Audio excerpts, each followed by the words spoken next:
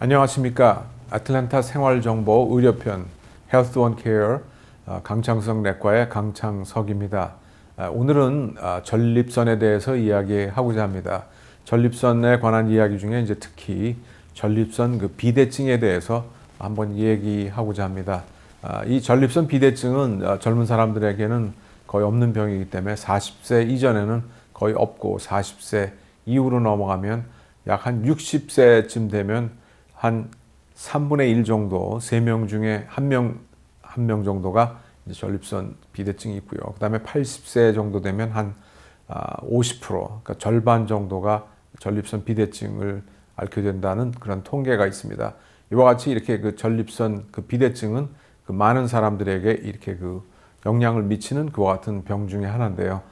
가장 그 흔한 그 전립선 비대증의 그 증상은 소변 보시는 게 힘든 거죠. 그래서 단순하게 얘기하면 소변 보는 게 힘든데 이제 그것이 어떻게 힘든가 하는 구체적인 증상들이 나타날 수 있는데, 소변을 보시러 간 다음에 이제 처음에 시작하는 게 굉장히 힘든 분이 있습니다. 그래서 가서 오랫동안 서 있어야 이 소변을 시작할 수 있는 그런 것들이 가장 흔한 증상일 수 있고요. 그 다음에는 소변을 다 보신 다음에도 계속 이렇게 방울이 나오면서 딱 그치지 않고 계속 조금씩 이렇게 계속 그 소변이 나오는 그와 같은 누수 현상이 일어나는 경우가 있을 수가 있고요. 그 다음에 이제 노인 어르신분들이 이제 자주 그 얘기하시는 밤에 이제 몇 번을 일어나는가. 그래서 그 야뇨증 밤에 일어나는데 이제 보통 그 나이가 한 70, 80대 어르신들은 밤에 한 두세 번 일어나는 거는 다 정상적으로 생각을 하십니다. 왜냐하면 그만큼 전립선 비대증이 흔하기 때문에 그런 것이지만, 밤에 원칙적으로는 정상은 밤에 안 일어나고 자는 것이 좋겠죠. 그러니까 밤에 한 번, 두 번은 이렇게 적응이 되셔도 두 번, 세 번, 네 번 이렇게 하다 보면 결국은 잠을 설치기 때문에 그것은 전립선 비대증으로 오는 그런 그 밤에 일어나는 것뿐만 아니라 나머지의 그 혈압이나 당뇨나 그런 일반적인 그 병에도 지대한 영향을 미칠 수가 있겠습니다. 그와 같이 밤에 이제 몇 번 일어나는가가 이제 문제가 될 수 있겠고요. 그 다음에는 어떤 때는 정말로 이 소변을 볼 수가 없어서 굉장히 힘든, 완전히 막혀가지고 방광이 이렇게 늘어나는 그와 같은 그 증상도 있을 수가 있겠죠. 그리고 이제 기침하고 그럴 때에도 어떤 그 전립선 비대증으로 막혀 있다가 기침을 통해서 이렇게 그 실려하는 그와 같은 경우도 있을 수가 있겠습니다. 그래서 이와 같은 그 전립선 그 비대증과 연관되는 그 증상들이 여러 가지가 있는데요. 이러한 것들이 이제 자꾸만 하면 이제 의사를 찾아가서 이제 검사를 한번 해보시는 게 좋을 것 같습니다. 근데 이제 병원을 가시면 제일 먼저 하는 것은 우리가 소변 검사가 있을 수 있겠습니다. 그래서 소변을 이제 보아서 혹시 이게 피가 나오는지 그러한 검사를 할 수 있을 거고요. 그 다음에는 이제 일반적인 그 검사입니다. 혹시 이제 다른 이 어떤 당뇨나 이런 갑상선 문제나 이런 다른 병들과 연관되어서 이제 그러한 일들이 일어나는지를 보기 위해서 이제 그 다른 그 피 검사를 하게 되겠고요. 그 다음에는 아까 말씀드린 소변 검사에서는 어떤 때에는 이렇게 그 단백질이 나올 수 있고 당도 보일 수 있지만, 또 어떤 때는 염증 소견으로 그 백혈구가 보일 수도 있습니다. 그것은 이제 어떤 그 전립선 비대증에서 전립선 염증이 소견이 있어서 합병으로 이렇게 나타나는 경우가 또 진단이 될 수도 있겠죠. 그래서 그렇게 할 수 있고, 그 다음에는 이제 흔한 테스트로 우리가 많이 아는 것은 PSA라고 해서 그 Prostate Specific Antigen, 전립선 그 특별 그 엔티젠 항원 그 검사인데, 그것을 아마 제일 그 흔하게 요새 그 피검사로 하는 전립선 검사 중에 하나입니다. 그래서 그와 같은 일반적인 검사를 하게 되는데, 그렇게 해서 특별한 소견이 없으면 그 다음에는 또 이제 그 의사가 손가락으로 그 항문에 손가락을 넣어서 이렇게 직접 그 검사하는 그런 그 직접 손가락으로 항문을 검사하는 경우가 있겠습니다. 그것은 우리가 손가락을 의사가 넣어서 그 전립선이 이렇게 얼마나 비대져 있는지, 혹은 전립선뿐만이 아니라 직장암이 있는 경우에도 직장암이 또 있는지 이제 그런 것들을 검사하는 그와 같은 검사가 되겠습니다. 그래서 이와 같은 1차적인 검사에서 이렇게 특별한 소견이 안 나오면, 그 다음에는 이제 우리가 초음파 검사로 항문을 통해서 이렇게 그 초음파 검사로 전립선이 얼마나 그 비대해져 있는지 우리가 그렇게 알 수가 있고요. 혹은 결절이 이렇게 있는지 초음파를 통해서 우리가 볼 수 있겠습니다. 그 다음에는 이제 또 하나는 뭐냐면 이 초음파 검사를 하는데 이 소변을 보기 전에, 그러니까 물을 마시고 방광을 충분하게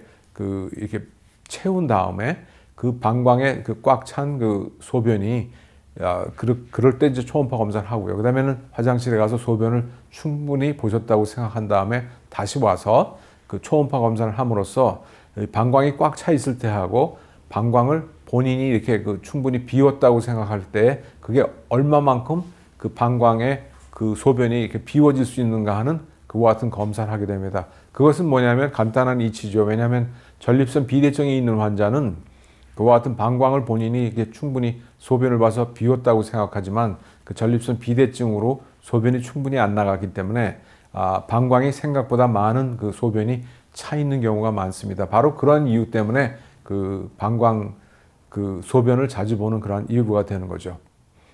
전립선 비대증이 아주 심하면 소변을 보신다 그래도 얼마 보지 않고 다시 이렇게 그 중지를 하시기 때문에 소변이 많이 이렇게 그 방광에 잔뇨가 많이 남아 있는 경우가 있습니다. 그래서 그 정도를 우리가 측정할 수가 있죠. 그래서 그런 다음에 또 어떤 때는 우리가 그 소변을 보실 때 거기다가 이렇게 측정기를 재단해서 그 소변에 나가는 그런 세기가 얼마나 되는지 이제 그와 같은 것들을 우리가 측정하게 됩니다. 그래서 그와 같은 그 검사를 해서 이 방광의 어떤 그 크기와 어떤 그 기능을 보고요. 그다음에 전립선이 얼마나 커져 있는지 이런 초음파 검사나 아까 얘기한 그 PSA 그 피 검사를 통해서 우리가 하게 됩니다. 그래서 이렇게 보면 그러한 검사를 하게 되지만 또 그 전에 이제 우리가 또한 그 고려해야 할 것은 이제 나이입니다. 조금 전에 말씀드린 것처럼 한 60세 정도가 되면 한 3분의 1 정도가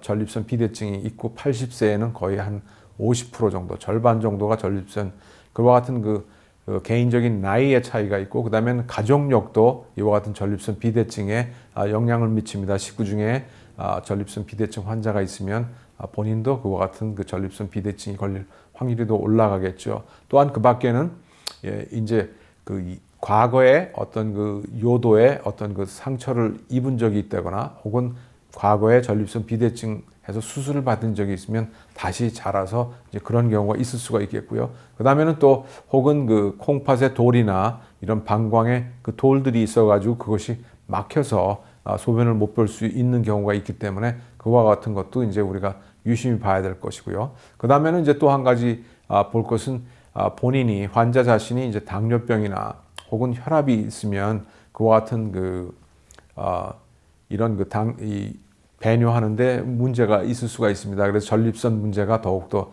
악화되는 그와 같은 경우가 있기 때문에 이제 그런 당뇨가 있는지 혈압이 있는지 그런 사람들에게 좀 더 잘 생기는 경우가 많고요. 그 다음에는 또한 상식적으로 생각할 때 비만 환자에게 이와 같은 전립선 비대증이 이제 많이 생기기 때문에 조금 전에 말씀드린 그 피 검사나 초음파 검사나 이와 같은 검사와 더불어서 이와 같은 일반적인 그 문진을 통해서 그와 같은 문제들이 있는 분들한테 이런 전립선 확률이 비대증의 확률이 높아지게 됩니다. 그래서 이와 같은 진단을 거쳐서 전립선 비대증이라는 진단을 받게 되면 이제 치료를 어떻게 해야 될 건가 이렇게 생각하지요. 우리가 보통 그 치료는 가장 첫 번째 단계는 그 약을 복용하는 경우가 되겠습니다. 그래서 대부분의 그 전립선 환자들은 첫 번째는 이제 밤에 저녁에 그 알약을 하나 먹게 되는데 가장 그 흔한 그 일반적인 것은 그 알파 블라커라고 해서 그 알파 그 자율신경계통의 거기를 그 차단하는 그 같은 약인데 그 약은 먹으면 그 즉시 효과가 나서 어떻게 효과가 나냐면 방광 밑에 그 전립선에 있는 그 방광 그 관략근을 이렇게 그 이완시킴으로 해서 아무래도 그 소변을 보는데 훨씬 그 부담을 덜어주죠. 왜냐하면 전립선 때문에 잠깐만 막히지만 거기다가 그 관략근이 조이기 때문에 그 소변 보는 게 어려워지거든요. 그래서 그 약을 먹게 되면 그와 같은 그 주위의 관략근을 이완시키면서 그 소변 보는 거를 돕게 됩니다. 두 번째는 5-알파 리덕테이즈라는 그와 같은 그 약인데 그 약은 뭐냐면 전립선 그 사이즈를 그 자체 크기를 이렇게 수축시킴으로 해서 그와 같은 막혀 있는 그 요도를 이렇게 풀어주게 됩니다. 그래서 이제 여기서 약간 해부학적인 설명을 드리면 방광이 있으면 방광 바로 밑에 도나스 형태로 이 전립선이 위치하게 됩니다. 그래서 요도가 그 가운데로 지나가기 때문에 전립선 비대증이 생기면 이제 도넛이 동그란 도넛의 그 중간으로 그 요도가 지나가는데 이 전립선 비대증으로 인해서 그 요도가 막히게 되는데 그 약은 그 전립선 자체를 이렇게 수축시킴으로 해서 다시 그 요도를 이렇게 더 크게 확장시켜서 소변 보는데 도움을 주게 되죠. 그래서 많은 환자들은 이와 같은 두 개의 약을 한 가지를 쓰게 되는데 또 마지막 경우에는 이제 하나씩 따로 썼을 때 듣지 않으면 그것이 그 복합되어 있는 그와 같은 그 복합 제제를 쓰기도 합니다.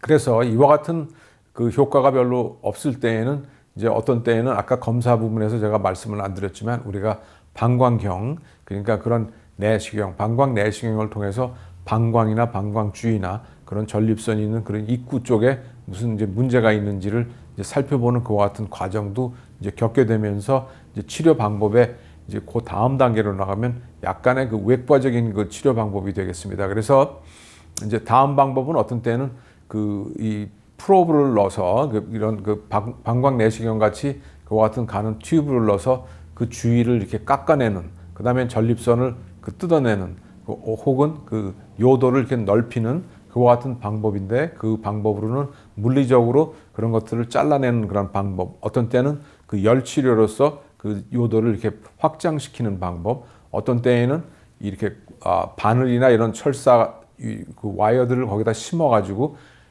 그 부분을 파괴하는 방법, 그 다음에는 혹은 레이저를 쓰는 방법, 이와 같이 여러 가지 그 방법으로 그 전립선 주위에 그 조여 있는 그 같은 그 방광의 그 관략근 부위, 그 부분이 바로 전립선이 위치하는 부분인데 그 부분을 열이나 레이저나 수술적 외과적으로나 이런 여러 가지 방법으로 그 넓히는 방법이 되겠고, 그 다음에는 심지어는 이제 복부에 그 개복을 해가지고 그 전립선을 이렇게 띄어내는 그와 같은 그 과정도 거치게 됩니다. 그래서 전립선 비대증도 심한 경우에는 이제 그와 같은 외과적인 방법을 할 수가 있겠습니다. 그래서 이와 같은 과정을 거쳐서 우리가 이제 도움을 받는데, 그런 과정을 거쳐 대부분의 사람들은 아마 대부분의 환자들은 그 첫 번째, 두 번째 그런 약 혹은 복합제제 약을 통해서 그 치료를 하게 되고요. 그 다음에는 이와 같은 거를 통해서 이제 마지막으로 우리가 이제 말씀드리고 싶은 것은 이제 어떻게 하면 그 전립선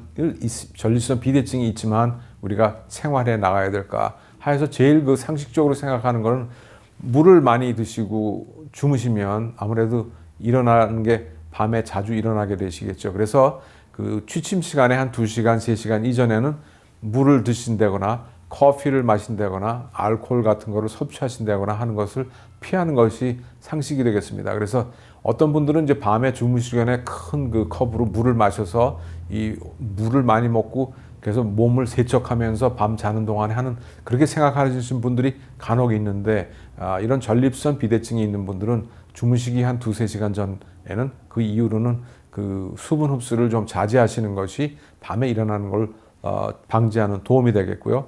좀 더 얘기한 그런 커피나 알코올 같은 거를 섭취하는 걸 좀 자제하시는 것이 도움이 되겠고요. 그 다음에는 그 운동을 그 규칙적으로 정기적으로 하는 것이 사실은 뭐 모든 일에 문제가 있으면 운동하라 하지만 전립선 그 비대증 환자도 그 운동을 함으로써 그 방광의 그 소변이 이렇게 남아 있는 그 같은 거를 그 감소시킬 수 있고 전립선 비대증에 도움이 되겠습니다. 그 다음에 이제 또 한 가지 문제는 이제 이 겨울철 환절기에 이제 감기가 많이 들으시는데, 감기의 그 기침약이나 코가 막힐 때 그걸 뚫리는 약이나 항히스타민 제제, 그러한 약에 이와 같은 전립선에 있는 관략근을 이렇게 더욱더 조여주는 그 같은 그 부작용이 있을 수가 있겠습니다. 그래서 감기 걸리셨을 때 감기약 중에 이제 그와 같은 그 콧물 막히는 거를 해소해주는, 혹은 기침의 해소 약이나 항히스타민제 그런 계통의 약을 복용하면은